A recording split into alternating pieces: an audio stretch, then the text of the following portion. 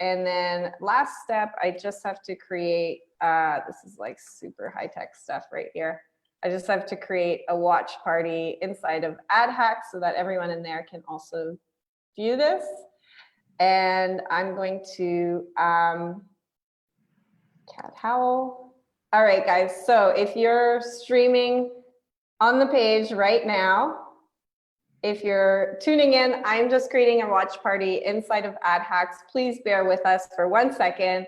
I'm really excited to be able to present with you all Kean Wong, who is just going to blow your minds away when it comes to especially something that is really pertinent. Okay, hold on, let me turn the volume off on there. There we go. Sorry, so something that is actually very pertinent if you're a Facebook media buyer, if you're an agency providing services to clients, whether that's digital marketing or whatever. One of the things that I think everyone is pretty acutely aware of these days is the importance of video. Facebook has prioritized this in the algorithm. It's the way that we consume content as individuals on our news feeds online. It is just the way that brands need to start to communicate to their audiences, because it's the way that audiences like to be communicated to. So I think I have everything set up. We are live inside of AdHacks, and I'm live on my page. I am patrolling comments on both, so if you have any questions as we go through, please let us know. Please say hello. Please let us know where you're streaming in from. I always love to hear where you guys are around the world. We're setting up global meetups for all of you guys. So it's always good to see which cities you guys are kind of hanging around. And without further ado, I am really excited to introduce to you all Kean Wong, who is the founder of the Star Academy. He's basically an Oscar film contender, producer contender, and he's worked with the likes of Gary Vee, Tony Robbins. You just did the campaign for Tony Robbins in London. There was like 12,000 people there, I think. Brendan Burchard. And is it that your videos have had over 50 million views? Is that right, Kean? Hi, Kat. Yeah, just I guess so. I guess that's the numbers. So thanks for having me on. I appreciate it.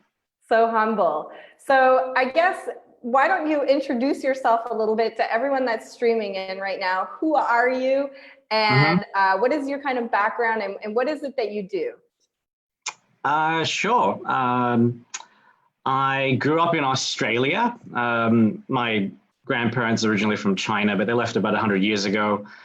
So I'm an Aussie now living in New York. We moved to New York about 15 years on a calling, really. I had an opportunity to work for a nonprofit TV station. Originally, my background was the traditional, work hard, go to university, get a good job. I had a consulting job for a spin-off of McKinsey and Boston Consulting Group called KBA Consulting. So we were doing kind of Fortune 500 strategy work. That was fun, definitely fun for a new graduate. And then you start asking, is this it? Is this the high-flying lifestyle? Am I going to be a slave to corporate America? At that stage, like a lot of us here, I went to Tony Robbins back in the 90s, 20 odd years ago. And, I wanted more. I wanted more freedom. I wanted to be able to do, I think, what we all want to do, which is to express our true talents. I didn't know what it was at the time. I knew it wasn't just in consulting, crunching numbers, doing PowerPoints and whatnot. So about 20 years ago, I decided to quit my job and become an entrepreneur. So this is in Australia, and I was admiring some young talented entrepreneurs like this young Australian of the year called Tan Lee. She won this entire nationwide competition, and she was really at heart an educator, and that's kind of where I felt my passion was as well, really making a difference in the world of education and transforming people through life education, through self-learning, self-improvement. So I set up a .com company with Tan Lee, and raised some capital, as we consultants do. So that began the journey. But little did I know, imagine I'd end up in New York and work in the whole field of new media. So it's been a lot of fun. Nice. I have so many sub questions around that entire experience that I'm going to dissect and loop back to. But I guess, first of all, you have a pretty strong video background. Is that right? And what kind of led you into that? Sure. Actually, it all started with when I met this woman who escaped China, and she fled due to being persecuted for her beliefs and her practice. In China, unfortunately, today, it's still a communist dictatorship, despite all the supposed, there's been a lot of growth in the economy, but it's still a dictatorship there in many ways. Not a lot of freedoms, freedom of speech or anything like that. And I got this call one day, say, Jennifer, she wasn't called Jennifer at the time, but she adopted that English name, has just escaped from China. You got to help her. And, so I think, okay, let's see what I can do. I didn't know what I could do. So I ended up meeting her, and she had this incredible story of what she went through and being tortured in a slave labor camp, making Homer Simpson slippers, and being tortured, at the same time. So I just couldn't believe this is still happening. And this is like in 2001. I remember when I was in school, when Tiananmen Square massacre, remember the 1980, perhaps before your time, or when you were pretty young at the time, in 1989, there was the Tiananmen Square massacre, where the tanks killed thousands of students who wanted democracy in China. And I was a student at the time, and I still remember vividly these tanks rolling in and just crushing people who just simply wanted freedom. And so when I had this opportunity to help someone who was, then I got busy with university and then getting jobs, and, you kind of forget about all the idealistic stuff, changing the world and everything. And here was this woman who just escaped China, had the opportunity to help tell her story, because she smuggled out on floppy disks. Do you remember floppy disks? Yeah. And she smuggled out the beginnings of a book that became this bestseller. And so I was able to help her obtain asylum, get a book published. And at the time, a TV network from New York interviewed her in Australia. And I said, wow, this is an interesting, it's like a PBS. It's like a BBC, but nonprofit, but for overseas Chinese they were doing amazing stuff, broadcasting through satellite and the internet and breaking through the firewall. There's this internet firewall that Cisco built that basically censors, certain keywords and certain websites. You can't get on Facebook. Shock horror, right? Can't get on Facebook in China and stuff like that. So I had this opportunity to learn more about this TV network, and I had this opportunity to go and do some pro bono work. They were raising some money, and I had a background in consulting and finance and raising capital. So I decided to take some time off. I had my own consulting business at the time. This was back in 2005. And I fell into the role more like a strategic consultant initially. And then they said, hey, we're setting up an English division. You got this funny Aussie accent, and why not? Why don't you help us with the English division? So this is back in 2005. I'd never been on television, never imagined, I'm a typical nerdy Asian growing up in Australia as a minority. You never think about, becoming a bit of a celebrity. And so I ended up producing, hosting, anchoring both, news-related programs to talk shows to cooking competitions in the middle of Times Square. The 3 months pro bono work became, years of working, and we ended up now we're top 10 publisher in the world, billions of views a month, from, funny viral video channels to hardcore news. So, and then I made this movie about Jennifer in 2010-11 that became this Oscar contender. So that was quite an amazing journey. Wow. And now your main focus is videos, is that correct? Yeah, so after the film, I went on tour, and some of the entrepreneurial community actually picked up on it. Through some different referrals, I ended up speaking at Joe Polish's The Genius Network. You may be familiar with that. And, you know, this was back in 2014 or 15. And, you know, I thought at the time, let's set up an academy. I wanted to set up an online academy to kind of just share and teach a bit about what I'd learned over the 10, 20 years of entrepreneurship and learning about storytelling. I knew video is huge, and you know, I became a bit of a YouTube star. We had 1 million subscribers for our English channel, and some of my videos were like 10 million views on just one little, you know, news clip or whatever. So I thought, you know, I knew Facebook was going to be huge as well, right? So you know, only about 3 or 4 years ago, as you remember, Facebook allowed video advertising. So I set up this academy a couple of years ago, Star Producer Academy, to how to become a star in your niche or niche. I don't know what, I'm getting confused with, you know, US terminology and Aussie terminology, but how to become a star in your niche. It's definitely niche. It's definitely niche. I have to convert to speaking American, you know, niche. It's kind of stupid, isn't it? Niche. But how to become a star in your niche and be a top producer. So how to be a star and a producer, because you don't actually have to edit videos. You need to be a producer. I didn't know anything about editing. You know, I vowed that I wouldn't end up, you know, learning new software and stuff, right? I would be just the talent, be on camera and directing and all that stuff, good stuff. But eventually, yeah, you know, obviously I had to learn. When you sit down with a video editor and you want this little thing changed, and, you know, they just don't quite get it. You just got to get your hands dirty. Yeah. But ultimately, you know, what I tell people is that, you know, if you want to produce 15-second, 30-second, 2-minute videos, 3-minute videos, you don't have to be the editor. You need to know how to tell stories, and you need to understand direct response, which is what I'm sure you, or, you know, all your students, you know, been learning and mastering. And then how to produce, you know, what is a producer in the film world? I had no idea. When I made the documentary film, it was my first ever film, and it became this contender, and I had to Google, you know, what is a producer? What is the role of a producer? And there's really only 2 ways you can win an Oscar. As a director, everyone knows, you know, award-winning director, but what does the producer do? The producer's role is to hire, really, the director, the video editor, the music, you know, composer, this, you know, color correction expert, the writer, etc., the, you know, casting and so on and so forth. So your role as a producer is more so like a project manager, if you want to look at it that way.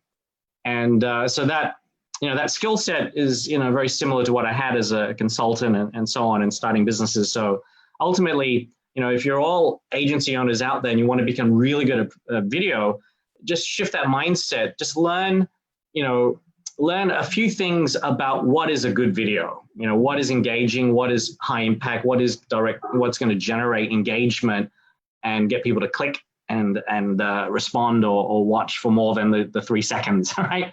So that's kind of how I fell into both being an on-camera, you know, the side of things, and behind the camera, and then applying that. When we were doing YouTube, we were obviously trying to always optimize views for YouTube and get more subscribers, and then we just applied that to, you know, the Facebook world. So that's how I kind of fell into video over the last, you know, 10 plus years.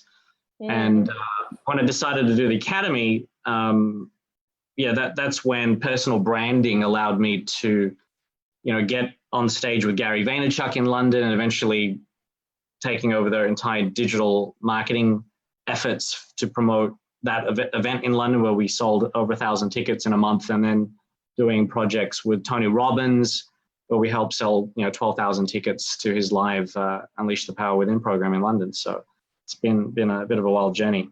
It is a wild journey. That is very humble description of it.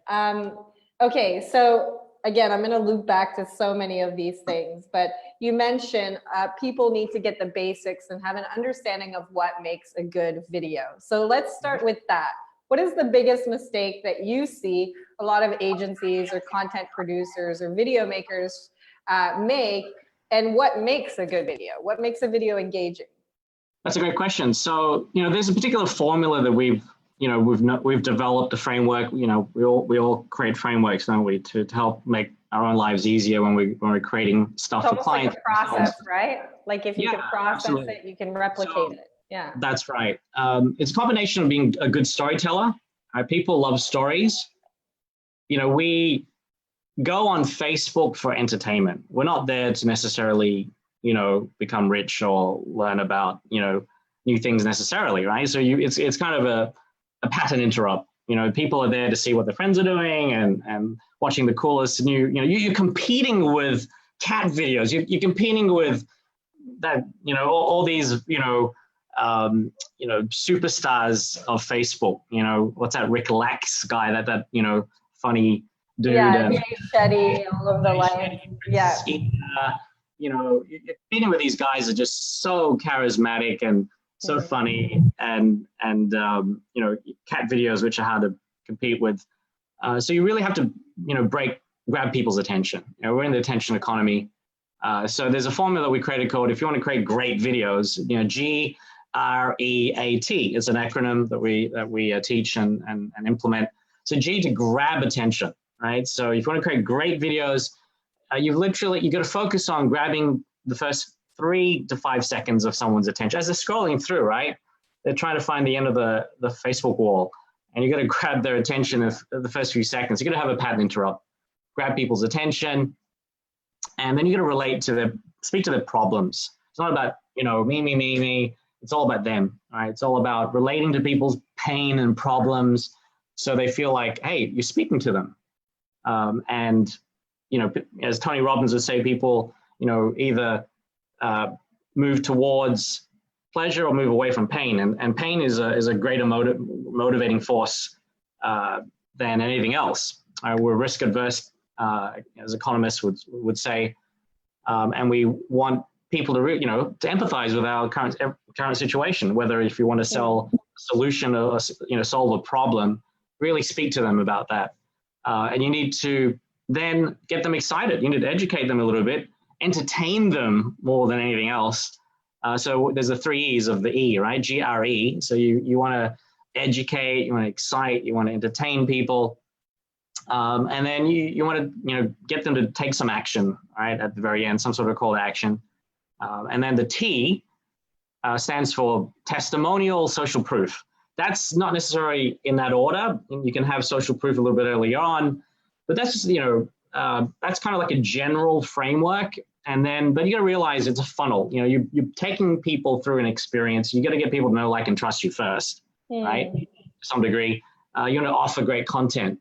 Facebook, as we know, through pixels and retargeting, you can build that audience, and then, there's the middle of the funnel or the bottom of the funnel, and you can target them with different messages until there's that call to action, right? Just like traditional direct response, like Chet Holmes of the world's, or all the great sales teachers out there. There's 3 steps, 5 steps, 7 steps to every sale. What is one of my great mentors, who unfortunately passed away a few years ago, Chet Holmes, the 7 steps to every sale applies to video marketing, applies to anything, right? What are the 7 steps?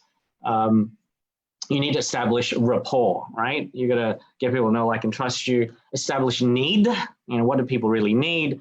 You're going to build value, create desire, overcome objections, ask for the sale, and follow up. So those are those 7 steps, and we've applied really, those principles to our GREAT.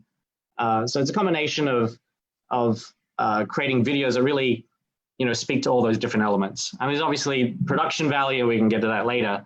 But understand the framework and understand good storytelling. I think that's the area that I think we can all learn and become better at. Storytelling is one of the top superpowers you can develop as an entrepreneur. You're brilliant at it. You've created an amazing community through sharing stories, grabbing attention with provocative, posts and whatnot. So, you're doing it, right? You're absolutely everything that people should be following in many ways. So, but storytelling is something that I think is something that it's so powerful to master. To study. I want to dissect that a little bit more, but before I do, I just want to clarify So when you're saying this formula, which I love, by the way, and it's so similar to, we just had a mastermind recently, and someone called Ron Lynch, who works with huge brands in the infomercial space. The formula is actually eerily similar on how they formulate infomercials, and it's very scientific in a way. It's mind-blowing stuff. So when you're saying you go through this pattern interrupt, you relate to them, you educate, excite them, all of this stuff through this formula, does this have to happen with each video, or you can break it apart? Like you can have one video that is purely viral, like just pattern interrupt, and then you place them in a retargeting sequence that then feeds the rest? Or what have you found works best? Generally, you always need to grab their attention in the first few seconds, all the time. I mean, you got to always think in terms of how am I going to grab their attention, because you've literally got to do that while they're scrolling through. It doesn't matter whether it's top of funnel or bottom of the funnel. And infomercials, you know, I actually had to study that industry when I got into the television world as well, because, you know, as a nonprofit, we've got to find ways to raise money. There's all these public service announcements, these campaigns to raise money, and infomercials, talk show infomercials are very effective. And that's, you know, the infomercial world thrives on that, having fake audiences and talk shows and interviewing experts. But it's education-based marketing, right? At the end of the day, it's education-based marketing, which works. And anything that is a product that is not a complete commodity, that has obviously certain benefits and features and needs, you need to educate the consumer, you know, whatever that you're selling. But you still got to grab their attention, right? You know, it's not like, you've got a captive audience on television when there's only 4 channels. You know, today's world, there's hundreds of channels, and, you know, likewise, people have access to anything on their cell phone. 60-70% of the traffic, at least on campaigns or more, are mobile. So you've got to grab their attention. Yeah. So when you're saying, you know, being the ability to tell a good story is the foundation to a good video, I think there's a lot of people probably sitting on this training right now going like, I get that, but it feels like storytelling is something intuitive or creative. Like, what can I do to become a better storyteller? That's a great question. I never thought I still think I'm an average storyteller. I really, you know, I think I come from a very numbers-oriented sort of background, but at the same time, I did have a very artistic mother, and that's where the self-expression side of me wanted to break out of traditional consulting. And I learned the piano for many, many years. So I had this artistic bent as well. I was never a great writer. English was not my first language. It was my weakest subject. And I was very heavy in the analytics side of the world, right? And then I realized, there's different types of artistic, ability. I'm a much better speaker than I'm a writer. And the visual medium really spoke to me. I always loved watching movies. Who doesn't, right? So what I realized, the storytelling side of things, I had to figure out because I never thought of myself as a writer, and I still don't. As a producer, I hired the director, writer, right, for our film. But I had a good strategic sort of mindset and strategic thinking to make something that would be, I followed certain principles of marketing to get her, Jennifer's story out, right? Talk about, gruesome organ harvesting in China that's still happening. How do you, people are so numb to all the travesties in the world, right? They've got their own problems to handle, their own causes. How do you break through that to grab people's attention? But there's a framework for storytelling. And one guy who really pioneered a lot of this and influenced a lot of directors in the Hollywood industry, and who influenced George Lucas, for example, Steven Spielberg, the Star Wars guys, right? And Jurassic Park and Steven Spielberg. I remember reading this article about how George Lucas was so influenced by both Taoist, in China's 5,000 years history, there's this kind of spiritual practice called Taoism, the way, the Tao, right? And he would model some of the Jedi postures and concepts around this Taoist, masters. And at the same time, also followed Joseph Campbell's The Hero's Journey. Have you heard of The Hero's Journey? It's a framework that no, I haven't. Yeah, it's amazing. You should definitely Google Joseph Campbell Hero's Journey. And it's a framework that was developed through studying, dozens and dozens of different cultures around the world through different history, different historic periods. And what he found was there's this archetype, this storytelling archetype called the hero's journey. And so he created the whole Star Wars movie around this framework. You have, initially, I've created this kind of simple, a really cut down version. There's like some people, if you just Google, you'll see all the different frameworks. There's like 12 steps, and 12 is very difficult to remember. So I've kind of broken it down to creating, if you want to create a dope story, right? DOPE, right? A cool story. Then the first thing you want to kind of create in storytelling is sharing the dream, telling the dream, right? So, for example, when I started sharing my story, I had a dream as well. I wanted freedom as a kid for 1 billion people in China. I wanted greater freedoms for myself as this frustrated consultant, right? So start with the dream. What's the dream? And everyone has a dream. When you share your story, or when you share about other people's story, right? A lot of people have this thinking, oh, I'm not rich yet, and I have the rags of the richest story yet. But if you look at a lot of the top YouTubers and a lot of the great influencers, they're telling other people's stories. They're talking about other viral videos. One of the top YouTube channels was, someone just the top 10, So you don't necessarily have to be the expert. You need to be a good storyteller, right? You need to share other people's, great stories.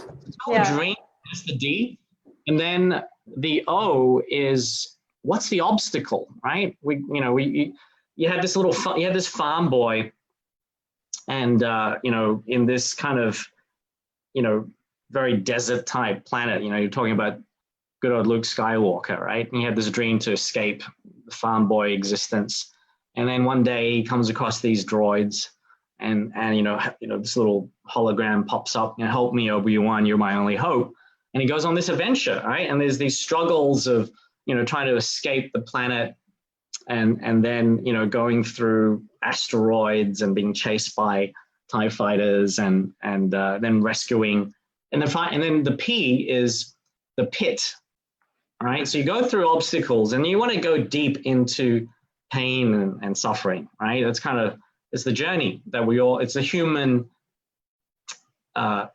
experience, isn't it? All right. So but at the same time, also share about the P can be also partners, right? Pit and partners. So partners, telling a story where you might find a mentor, right? Or in Star Wars, Luke's partners are Chewbacca and Han Solo. Pretty cool, right? Yeah. And droids. So it's like the Lord of the Rings. Everyone goes on a party on a team. So to be successful, really the hero's journey is about life. It's about how to be successful in life. It's about understanding you start with a dream. So storytelling, when you get good at telling stories, and you begin to realize I can not only change the world, my perception of the world, but through the power of language, you can change your whole world. And you can overcome your limiting beliefs, the stories that we make up in our head growing up. I'm too short to be on television. I'm too Asian. I never imagined I'll have, tens of millions of views, millions of, regular viewers on satellite, internet, and be on stage with Gary Vaynerchuk, things like, but I had to gradually over the decades overcome these limiting beliefs. So when you understand, that's why I love sharing this framework, because it's a very empowering way to change your own life, not just becoming a great storyteller. And so P, pit, the partners, and then the E is the enlightenment, All right. So there's, the end, the success where, Luke discovers he's got these Jedi powers and somehow saves the world by destroying the Death Star, and it's the resolution success. So it's a full circle. This is telling the pit and the breakthrough, isn't it? It's the breakthrough story. So DOP, dream, obstacle, pit and partners, and then the enlightenment. So I love how you talk about how you touched on, the stories, the limiting beliefs that you have. And I feel like this is a rabbit hole that we could go really deep into.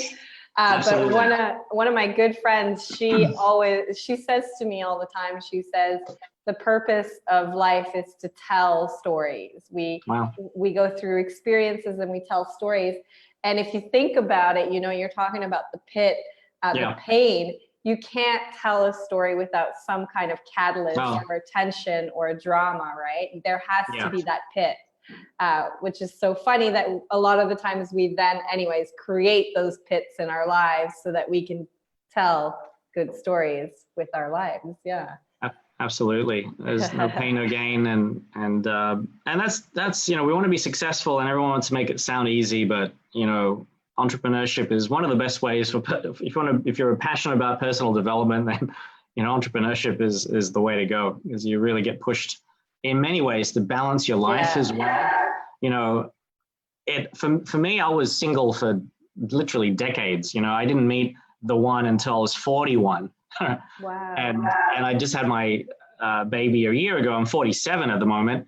And my dream had always been a relatively simple life, to work from home and to obviously do what I'm good at and make a difference in the world, but to be able to work from home. This is 20 odd years ago when, the internet was just starting, and, it was exciting times. It was still kind of early .com days in the late 90s, but by having this dream, but, going through the struggles, I had to, go through a lot of personal development to overcome not having the typical life. Like a lot of my friends who stayed in consulting, had their children in their 30s, like the average person. And, but, I was going through, where do I belong, moving to another country, starting from scratch, doing nonprofit work, that means no money, this is volunteerism, but, I had some savings, but that allowed me to just discover who I was and what was, truly my passion, my purpose, and then develop skills that really sung to ultimately, I think, my talents. I'm not the pure artistic, talent where, you're a brilliant writer or brilliant artist, video editor, graphic designer, but I was able to apply my sense of artistry and learning music for so many years. I know what's good art and not good art. But at the same time, having all those years in business and, the analytics side. So I was able to kind of, bridge this gap between a lot of creatives who struggle, they produce great stuff, but they don't know how to make it, let's say, marketable. And so when you develop this skill of the storytelling and the producing side of things for the, I think we're in the world of creativity. We're in a world of innovation, and, those who develop, cultural creatives, a lot of people use that term, will really flourish and thrive. Yeah, completely. So with you talk a lot about the personal brand that you built for yourself through the storytelling and breaking through those limiting beliefs, and you built this YouTube channel to have millions of views on there. What were some if we're breaking it down in terms of tactical things, what were some of the tactical things that you did there to help grow that channel and also that personal brand that you had? Daily videos. I mean, there's no substitute for practice. A lot of people, it's like, who isn't terrified to be in front of a camera, right? We're all a bit, public speaking is the number one fear. Speaking in front of a live camera, initially when I got into this industry, it was recorded, work. It wasn't live. So thank goodness, I had a teleprompter.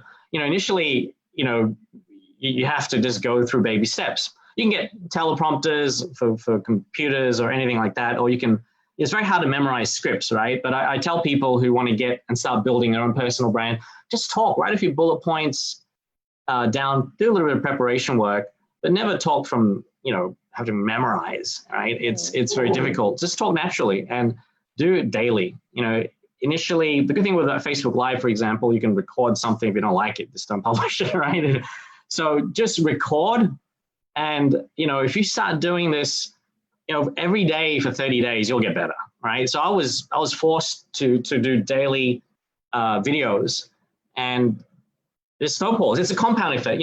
We've developed many 7-figure YouTube channels through our TV network. And it takes on average about 2 to 3 years to hit 1 million subscribers, right? It's just like we have a beauty channel as well. And, I think the average for beauty channels on YouTube across the entire, the top 100 beauty channels, I think it's about 3.5 years, at 3.3 years or whatever to hit 1 million. But it's an exponential curve. You have nothing, no subscribers for like months and months. And then when you get past that, hump of 50,000, wow, yes, and then the 100, and then it just goes up. It's that exponential growth. So it's like that with entrepreneurship, with compounding your wealth. It's like that for building your personal brand to a degree. I created one video. Once I had built some credibility in the space, I created one video that I used paid ads to get this client who ended up, allowing me to speak on invited me to speak on Gary Vee's platform. And how I built the brand for Star Producer Academy was through paid ads on Facebook. It was a 90-second video. It was me on camera and shot with a Samsung, cell phone. Yeah. Where my wife was the second camera person. And, we were just shooting in the middle of Times Square. I did prepare the 90-second script. And a little tip, I didn't memorize it, right? What I did was, there's a little trick for sort of, if you want to create something that is more direct response, and it's not, it's designed for direct response. It's not like for daily content where you can kind of wing it a little bit. But I wanted to create something that's like a mini infomercial. So I followed the GREAT principle, and I printed out the script, and you record one sentence at a time. It's a little trick or tip is to record bits at a time, because when you have 2 camera angles, you can swap. You can swap one. You can add B-roll. Yes. Right? Yeah. So what is B-roll?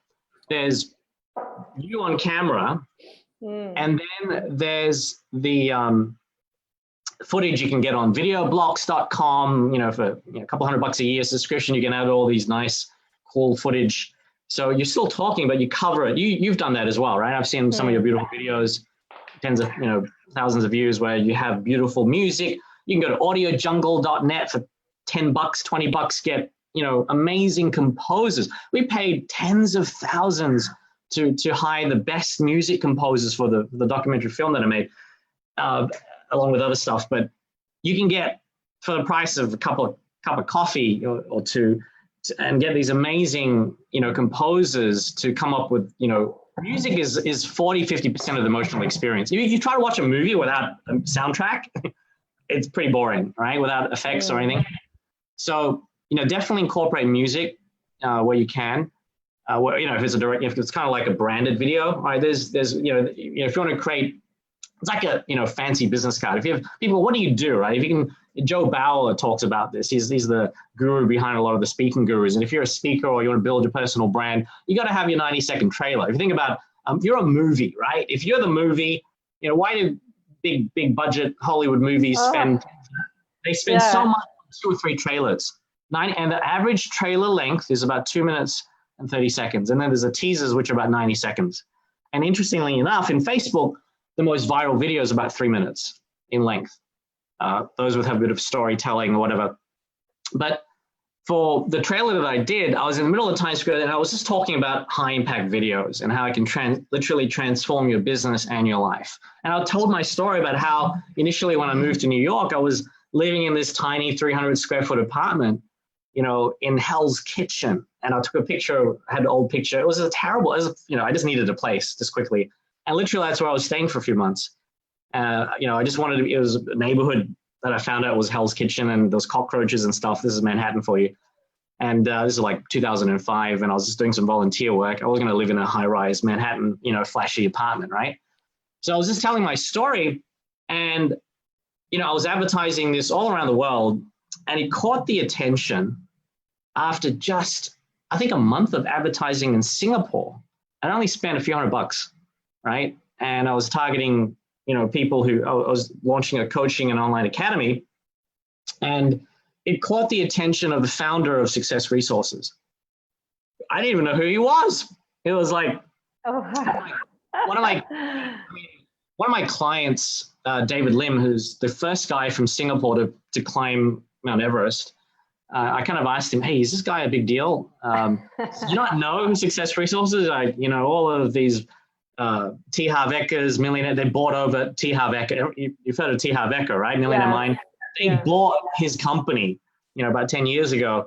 They started 25 years ago and have tens of millions of live audience attend their events, whether it's Tony. They're the largest, I think they're exclusive partners of Tony's outside of the US. Either exclusive, one of the largest promoters.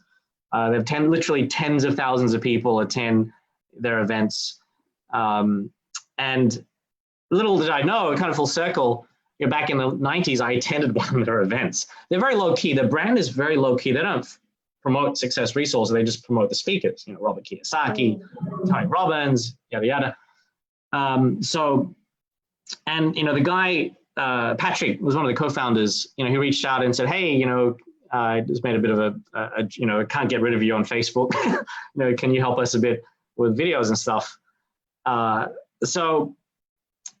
It's just one of those things, and that sure, that sounded great, but nothing happened. It was like nothing happened for months because he tried to refer me to one of his other partners, and they were so busy.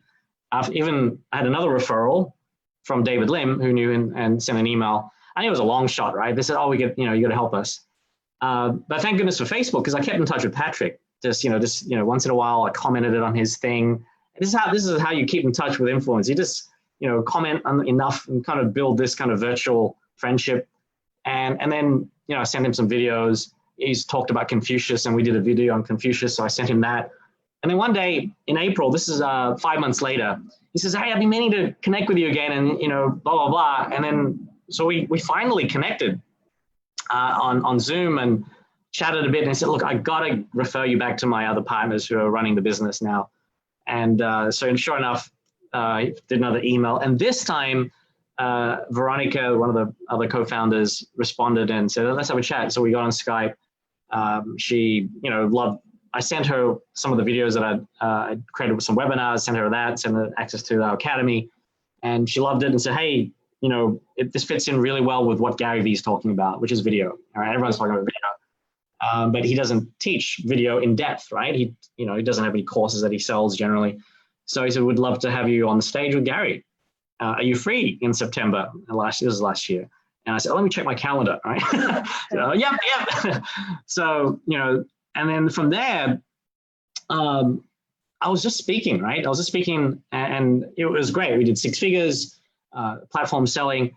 But what eventuated, which was multiple 6 figures in revenue from this, was through doing the campaigns. Not just as a speaker, but adding value is all about how to be successful, right? If I just saw the marketing, and I said, let me help you do a promo trailer for Gary Vee, because I'm on it. It's in my benefit to do a really cool promo video. They loved it. It was really cool, and they said, hey, can you help us redo the website? We need to sell a ton of tickets last minute. Gary told us last minute that he's going to be coming. And I scrambled really quickly, and I said, who can I partner with to help me with the Facebook side of things? And I had a few contacts in London who could be an affiliate, actually. I wanted to find an affiliate. And then when the opportunity came up to help, do the entire digital campaign, we were, I have a decent team for Facebook, but by no means, were they as good as some of the people I knew that could really take it to the next level and help get the results that, on par with what we needed. So I reached out to a few people, and the rest is history. We sold out that event, and then then there was Tony Robbins Business Mastery, UPW. We built a lot of that IP, and we did all of T. Harv Eker's Millionaire Mind Intensive videos for the European and Singapore. And so we built a lot of intellectual property for the company, and it was great. It was huge contracts, and so that was a great way to build up our agency and video. That's why I tell there's tons of people in the agency business. They get in, figured out a team. But if you can master video and get yourself on camera as well and offer that as a service, because top of the funnel, video is very important. Bottom of the funnel, less so. Image ads, people, once again, are familiar when you have a call to action, you just click on it. But, if you can brand yourself, then, you kind of, people, oh, wow, they know how to promote themselves. They should be able to help me promote as well. So for me, I've decided to stick with a niche, really focus on your niche. Which is, my passion for personal development and speaking, because as a host, as an anchor, I know what it's like to be in front of a camera. I know what looks good, what doesn't look good.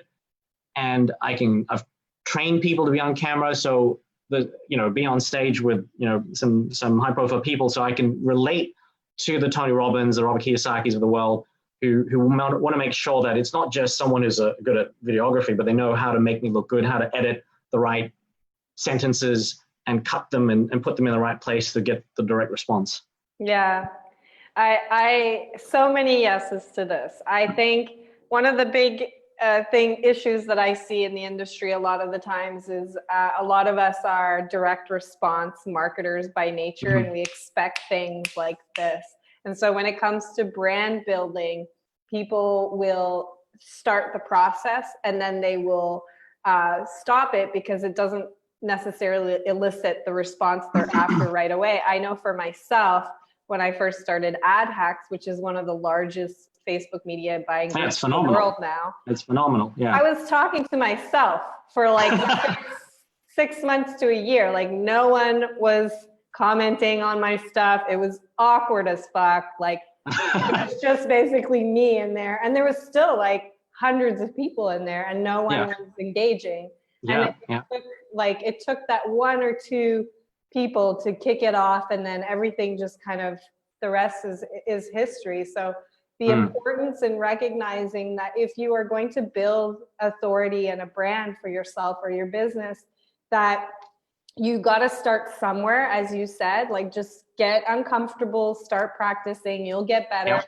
And as you mentioned, people, I feel like people like good audio, but aside from that, I've seen huge YouTube channels where people are just gaming and watching people gaming or unboxing things, or people are just sitting there eating their breakfast. So people will have a lot of tolerance, even if you're not perfect at storytelling as you're practicing. Absolutely. Absolutely. Yeah. As long as you're really passionate about, your story and you have a message to share with people.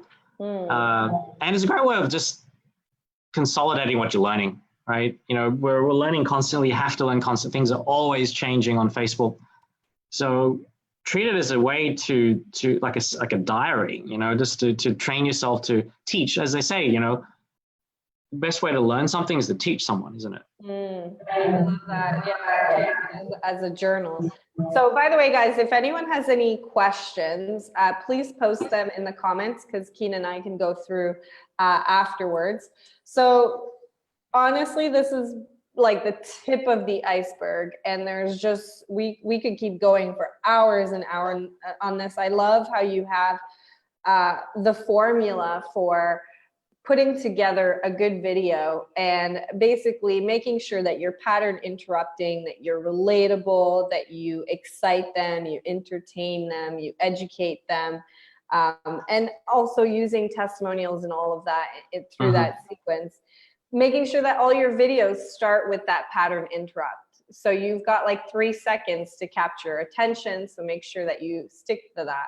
In terms of storytelling, just share with people the outcome that they're after. But I love how you broke this down as well, like the dream, share the dream. What's the obstacle? What's the pit?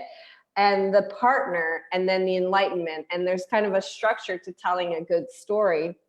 And then just putting yourself out there to start building your personal brand or your business. Start practicing. And you just did a 90-second video and you put media buying behind it. And what I love how you're like, use 2 cameras, even if it's 2 iPhones. And that means you don't have to record it in one hit. You don't. You don't. It's so smart. In fact, you know, one of the things that, you know, a lot of people are so fearful of getting in front of the camera, right? And they think, oh, I have to read a teleprompter, I have to memorize. If you have a short video that you want to create, like a personal branded video, create it. And then, as I said, just chunk it down. Some people, the way I actually do live coaching, like with a client where I'm going to record, I do production while I'm sitting in my home in New York. We just moved a new house, so it's pretty bad, but I sit at home and I'm actually directing a videographer in Singapore, in Canada, using Zoom, right? So the way I direct is I get them to put a laptop, right? They're sitting, we've got 2 or 3 cameras, and I'm directing here, right? And let's say you're on camera right now, right? And I said, Kat, okay, so we've already got the script. And I said to Kat, look, just be natural. Because I tested different things, you know, putting a teleprompter in front of the client. And a lot of videographers don't know when the client has delivered a really, you know, whether they look right, whether their expression, whether their smile is right. I'm there, my eyes are there, literally. I'm sitting in my home, you know, 1,000 miles away, and I get them to do a particular sentence maybe 10 or 15 times until they nail it. The right intonation, as I say, it's not what you say, it's how you say it, right? So I look at the intonation, and then I broke it down to even sometimes they don't have to memorize anything, right? Like they've got the script in front of them. I just don't even look at it. How do we learn as children? We mimic our brothers and sisters. So I'd say, I just would give them half a phrase. I would say blah, blah, blah, blah, blah, blah, and then they just copy it. So they don't have to memorize anything. I can go into a shoot and cut down the production time by more than half because we can nail it through just this simple copy, you know, methodology that I develop, where people is literally just regurgitating what I'm saying and how I'm saying it as well. I don't know how you're a professional anchor, blah, blah, blah.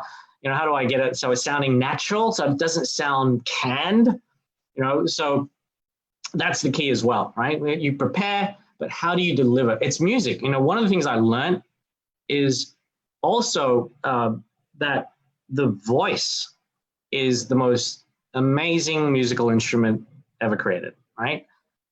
And when you are delivering something on camera, right, you got to put in the expression that we learned in music. In music score, there's time, did you ever study piano or any type of musical instruments, or even timbals? I did the trumpet, but I just remember the spit valve, that's all. Yeah, there you go, right? But in the musical score, the manuscript, right, there's the little, you know, there's notes and stuff, and there's phrases, and the crescendo, where you kind of gradually increase the volume, the soft and loud. And that's the voice. That's where you also really need to focus on developing an expressive voice, because that's how you engage people. Yeah. Really connect with them. Otherwise, you sound monotonic. So that's another area that, you know, study music, you know, be a student of great speakers and understand there's really only a few different elements to it. You don't want the same tempo. You don't be talking, you know, you want to build things up. It's like, you know, kind of there's this kind of charisma curve that you start off with. There's, you know, there's in NLP, there's visual learners, right? And then there's auditory type people, and then there's a kinesthetic, touchy-feely. So you use that terminology.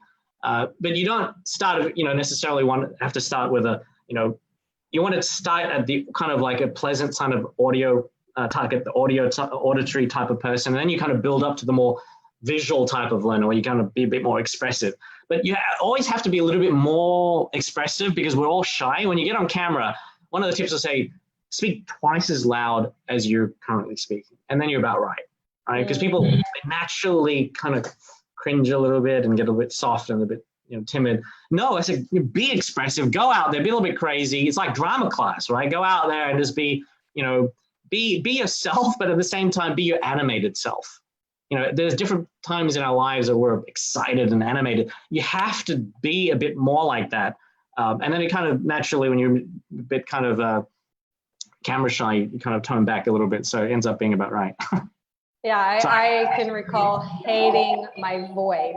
Like We it was all the most hate our horrible voice. thing. Oh my God. Who remembers the first time they heard their voice on an audio recorder, right? It's That's not horrible. me. That's not me, because you're not used to how you really sound, right? Because it goes, but just get over it. We're all different and ugly in different ways, and unique. Embrace yourself, love yourself. Yeah. There's only you, and there's only you and your message to share with the world, and you gotta, get over that. I love it. Yes. So just start putting yourselves out there and start to look at, as you said, great speakers, great stories. Yeah. This book by Joseph Campbell, go and check that out. But basically exploring storytelling so that you can craft exceptional videos and build a really powerful brand for yourself and for your clients that you're working with. Kean, this has been phenomenal. Thank you so much for your time. It's been fantastic. Thanks for having me as well, and hopefully, of course, yes, been useful for everyone. So if anyone wants to continue exploring these concepts or want to find you online, where should they go? We've got a ton of free content, some free courses on our website, starproduceracademy.com, starproduceracademy.com. So you can check out some of the stuff we do there. I'll put the link in the group description for all of you guys. Make sure you go check him out. He obviously, as you can tell, really knows his stuff. Amazing energy, by the way. And some huge insights, even for me sitting here. So I'll recap all of those. If anyone has any questions, put them in the comments below. Kean, once again, thank you so much for your time and for joining us today. And thank you to everyone that streamed in. See you guys later. Take care. Bye-bye. Take care. Bye.